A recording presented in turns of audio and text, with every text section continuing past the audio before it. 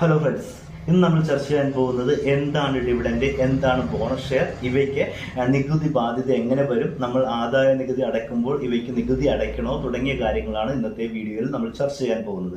ആദ്യമേ ഡിവിഡൻഡ് എന്താണെന്ന് പറയാം. അതായത് ഒരു സാമ്പത്തിക വർഷത്തിൽ നമ്മൾ ഓഹരി ഷെയർ മാർക്കറ്റിൽ ബിസിനസ് ചെയ്യുന്ന ആൾക്കാരാണെങ്കിൽ കമ്പനികൾ ചില സാഹചര്യങ്ങളിൽ ബോണസ് ഷെയറുകളും ഡിവിഡൻഡുകളും പ്രഖ്യാപിക്കാറുണ്ട്.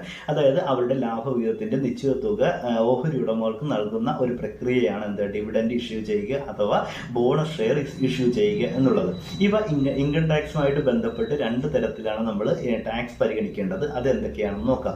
ഡിവിഡൻഡ് എന്ന് പറയുന്നത് സ്പെഷ്യൽ അലവൻസ് ആയിട്ട് നൽകുക, അല്ലെങ്കിൽ സാമ്പത്തിക വർഷത്തിനിടയ്ക്ക് ഒരു ഇന്ററിംഗ് ഡിവിഡൻഡ് ആയിട്ട് നൽകുക, അല്ലെങ്കിൽ നോർമൽ ഡിവിഡൻഡ് ആയിട്ട് നൽകുക. അങ്ങനെ മൂന്ന് തരത്തിൽ കമ്പനികൾ ഇവ കസ്റ്റമേഴ്സിന്, അതായത് അവരുടെ ക്ലയൻസ് ഓഹരി ഹോൾഡ് ചെയ്യുന്ന ഓഹരി ഉടമകൾക്ക് നൽകാറുണ്ട്. അങ്ങനെ ഡിവിഡൻഡ് ആയിട്ട് നൽകുന്ന തുക എത്രയാണോ ആ തുക പൂർണ്ണമായിട്ടും നികുതി ബാധകമാണ്. അതായത് അവരുടെ വർഷത്തെ നികുതി മറ്റു വരുമാനങ്ങളോടൊപ്പം തന്നെ ഈ തുക ഡിവിഡൻഡ് ആയിട്ട് കിട്ടുന്ന ഈ തുക അധിക വരുമാനമായിട്ട് കണക്കാക്കി അതിന് നികുതി അടക്കുവാൻ നമ്മൾ ബാധ്യസ്ഥരാണ്. എന്നാൽ ബോണസ് ഷെയർ അങ്ങനെയല്ല.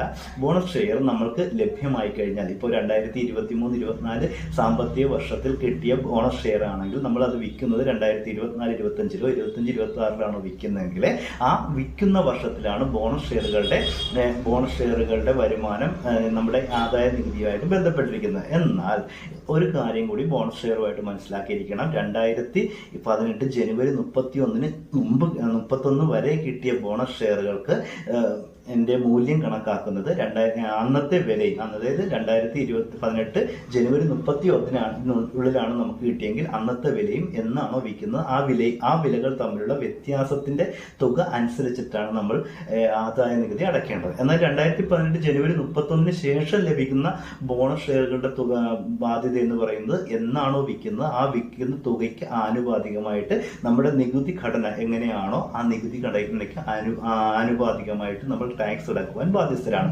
അപ്പൊ ഇത്രയും കാര്യങ്ങളാണ്. നിങ്ങൾക്ക് തീർച്ചയായിട്ടും എന്താണ് ബോണസ് ഷെയർ, അതുപോലെ ഡിവിഡൻഡ് എന്താണെന്ന് മനസ്സിലായി കാണും എന്ന് കരുതുന്നു.